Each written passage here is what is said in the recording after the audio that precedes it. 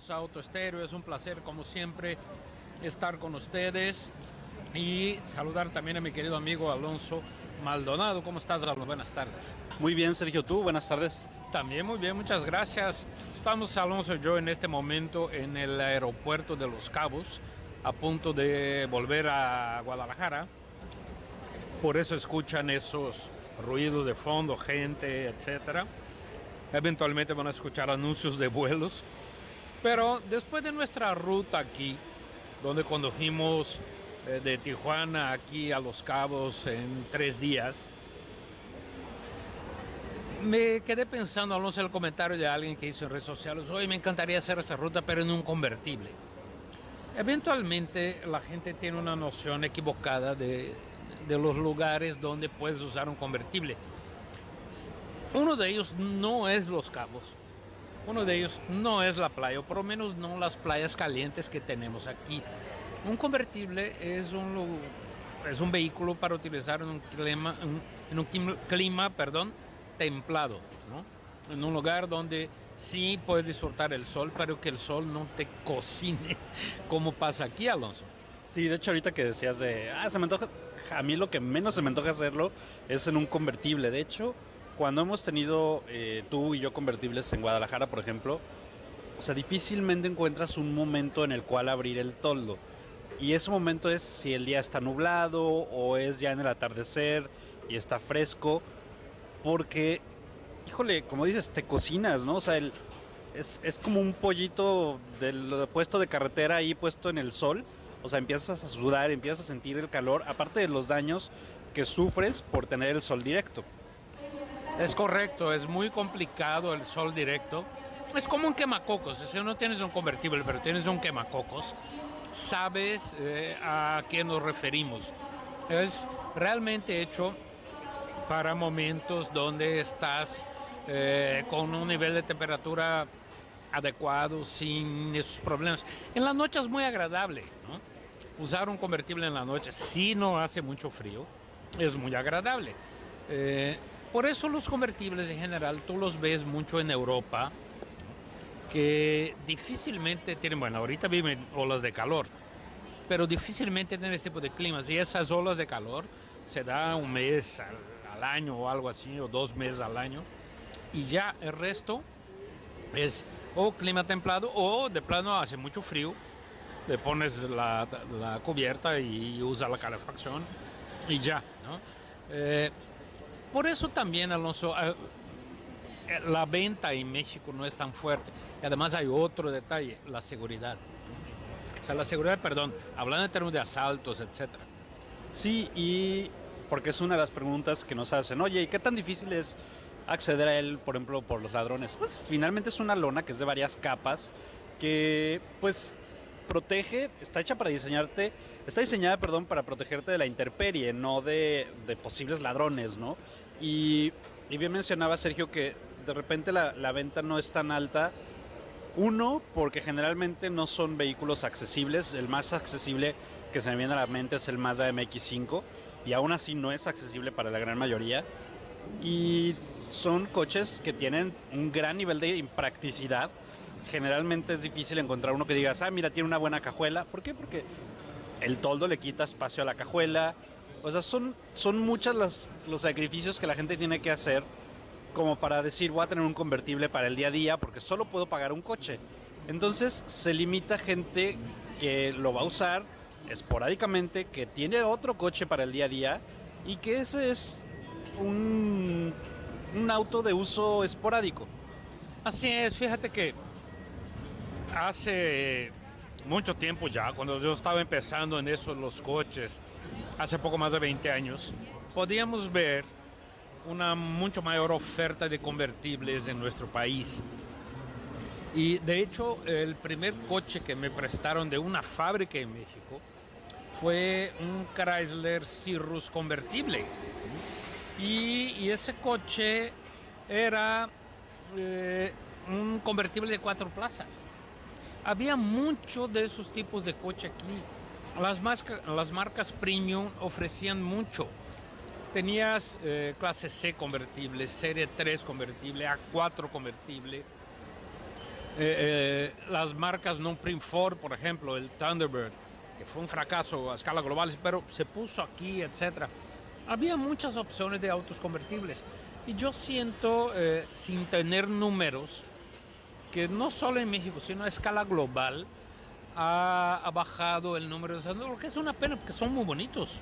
Sí, incluso por ejemplo, digo, difícilmente, probablemente un Sebring o ese Cirrus se lograba ver más bonito que el sedán, por ejemplo, porque eran derivados de otro tipo de coche. Pero hay otros que tienen un concepto o una forma muy cercana a la original. Por ejemplo, un Mini Cabrio. La forma en general es muy similar a la del hatchback de 3 puertas y se ve bien. Y es una pena, como dices, que ya no haya tantas opciones, pero también lo entiendes. O sea, entiendes que la gente le da temor, que luego hay gente que dice, oye, pero me va a tocar cambiarle la lona. Pues eventualmente o sea, es un producto que eventualmente esa lona se va a tener que cambiar, ¿no? Y si no quieres que te toque a ti, pues a lo mejor lo tienes que vender en menos de 5 años. Probablemente no te toque, probablemente sí, pero eso y requiere ese otro tipo de gastos extras que hace que la gente tal vez no lo vea tan interesante. Y yo creo que hasta cierto punto el techo panorámico se ha convertido en la alternativa para quien quiere un convertible, pero no quiere todos estos extras que lleva el tener un convertible, pero disfruta abrir o tener la vista al cielo. Yo, por ejemplo, disfruto mucho en mi S-Cross el techo panorámico. Por ejemplo, en época de lluvias, está lloviendo, abres la cortinilla, tienes acceso a la luz, a la lluvia y todo eso, y ni te mojas, ni pierdes espacio, ni tienes que cambiar la lona, ni nada de eso. Sí, sí, es correcto. Un quemacocos o un techo panorámico pasan a ser una muy buena opción. Pero hay los que son enamorados del techo completamente abierto, ¿no? De hecho, por ejemplo, los 3 Pony Cars estadounidenses, el Mustang siempre tuvo una versión convertible y es una versión de mucho éxito. También el Camaro tiene su versión convertible y también mucha gente la busca. De hecho, yo suelo bromear diciendo que el Camaro convertible es la única versión del Camaro con visibilidad, ¿no? Y el único que no tiene una versión convertible es el Challenger. Ese nunca tuvo. Quiero pensar que se debe al hecho de que su estructura probablemente no sea tan rígida como para quitar el techo y seguir con un funcionamiento óptimo. Yo solía pensar, Alonso, antes de entrar en eso de los coches, por ignorancia absoluta, ¿no? Que un convertible debe ser más barato que un coche normal, porque pues no tenía el techo, ¿no? Sin embargo, los refuerzos estructurales y el mecanismo del techo que abre y cierra obviamente son mucho más caros que un techo normal de fábrica, ¿no? Pero es una cosa, ambos sabemos, ambos estamos absolutamente ciertos. El lugar donde donde usar eso no es en la playa, no es en lugares calurosos como Los Cabos, como La Paz, de hecho como México en esta época del año. La Ciudad de México sería un buen lugar, Toluca sería un buen lugar para usar convertible. Ahí entra el problema de la seguridad, ¿no? De bajar el techo e ir expuesto a que alguien llegue a ti directamente sin ni siquiera un cristal que lo proteja. Ese yo creo que pasa a ser finalmente el mayor problema o el problema que más ha restringido las ventas de convertibles en las grandes ciudades de México. Vamos a un corte, Alonso. Sí, nuestros teléfonos 3122-4200, 3122-4266 y el número de WhatsApp 33 1880 7641. Vamos a un breve corte comercial. Ahorita regresamos con más aquí en Auto Estéreo. Muy bien, amigos, estamos de regreso aquí en Auto Estéreo y vamos con preguntas, Alonso. Sí, por acá nos preguntan qué opinión tienen de un Civic Coupé 2019 o qué otro auto en el mismo rango de precios pueden recomendar. Pues no hay otro coupé en México, ¿no? Si quieres algo con 2 puertas, tienes que ir, creo, a un León Cupra, ¿no? O sea, ¿todavía habrá un León Cupra en México, Alonso? No me acuerdo. 2 puertas. O sea, hay Cupra, pero 2 puertas. Esa es una muy buena pregunta. Sí, Por ese porque rango de precios. porque GTI no hay, ¿no? Entonces, yo creo que sí, si quieres, y además no es un coupé, o sea, Seat lo nombra como SC, un Sport Coupé, pero no lo es un hatchback. Coupé como tal, yo creo que tienes que ir a los premium, tienes que ir a un Audi A5, a un Serie 4 o a un Clase C para encontrar coupés. Entonces no hay. El detalle del Civic Turbo, perdón, el Civic Coupé, es que es turbo. Y ese motor turbo tiene problemas. Problemas de... Hay la posibilidad de que el motor pierda potencia en función de una falla que tiene, que Honda no quiere arreglarla en todos lados. Dice que solo de climas fríos y pues es una posibilidad. Tal vez remota, sí, pero es posibilidad de que presente un problema de su motor y nos da como cosa recomendarlo. Sí, y yo creo que hay productos más interesantes con, por el precio de un Civic Coupé, que debe estar arriba de los 400,000 pesos. Probablemente te puedes comprar hatchbacks más interesantes con otro tipo de motorizaciones o ya muy cercano tal vez. Entonces, tal vez puedes llegar a un 308 GT, ¿no? Que cuesta a lo mejor un poco más, pero si lo que buscas es deportividad, creo que ese te lo va a dar más. Tiene una mejor puesta a punto, tiene más potencia, tiene mejores acabados. O sea, si lo que buscas es deportividad, ahí creo que lo puedes encontrar, ¿no? Sí, sí, así es. Yo creo que hay opciones en deportividad que pueden ser interesantes para ese segmento. Por acá nos preguntan opinión sobre un Forte 2016 LX seminuevo, que bueno, es usado, ¿no? Seminuevos no existe, Bueno, pero bueno. Poco uso, digamos, o cuidado. sí, seminuevo es un tema de mercadotecnia, ¿no? Para que no suene a usado, pero empieza a usar, pues ya es usado. Lo sacaste de la agencia, ya es usado. Pero bueno, tienen esa cosa. ¿Cuál era la pregunta? Forte, Forte 2016 LX. Eh, es un buen coche, ¿eh? Es un buen coche. Era en su época un coche con mucho equipo, etcétera. Yo creo que está bien, digo, no es nada extraordinario, pero está bien. Sí, es más aburridón que nada, pero cumple, ¿no? Con la función de llevarte, traerte y listo. ¿Es posible llegar a devolver un auto que no tiene un mes de compra? Me ha decepcionado mucho el producto. Mira, no creo que sea posible devolverlo. O sea, lo puedes intentar, pero lo van a tomar para precio de coches usados. No hay, digamos, la obligatoriedad de la agencia de devolvértelo. Eh, lo que tiene la obligación, si hay problemas, es de reparar. O sea, no de cambiar el coche o, el regreso, está mi dinero, ¿eh? O sea, no. Desgraciadamente no funciona así. De ahí la importancia de documentarte bien antes de comprar un coche, Alonso, amigos, de leer las reseñas de gente que se dedica, como Alonso y yo, a evaluar los autos, de ir más allá, de probar tú, de subirte a una agencia y probar la versión que tú quieres. Si no tienes, no lo hagas. Y para evitar este tipo de cosas, porque una vez que lo compraste, híjole, ya, no puedes devolver, no es como un artículo de esos que compras en la tiendita online de la sonrisa, que pues tienes devolución garantizada durante X tiempo. Sí, es complicado y sobre todo también yo creo que aunque tú escuches, por ejemplo, no sé, suponiendo que esta persona nos preguntó en su momento por el coche y nos dijimos, es el mejor y todo, yo creo que también hay algo que es tus necesidades, ¿no? Tus gustos. Y aunque alguien te diga, ya sea nosotros, tu papá, tu hermano, tus amigos, mira, este es el mejor y todo, ¿cuál es el mejor para ti? ¿No? O sea, a lo mejor tú compraste un coche que era el mejor en su segmento, pero el espacio no es su principal ventaja.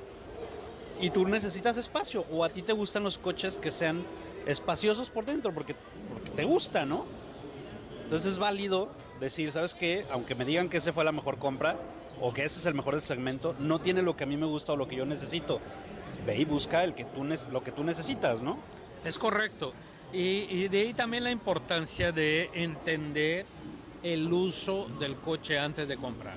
O sea, son las preguntas que tienes que hacer antes de que vayas a comprar el coche. Saber, ¿para qué lo quiero? Porque, digamos, si lo quiero como un coche familiar, aunque esté yo enamoradísimo de un Mazda MX-5, no va a ser un coche familiar. Si yo lo quiero como un super deportivo rápido, el MX-5 es deportivo de vista, pero no es rápido. No te va a satisfacer.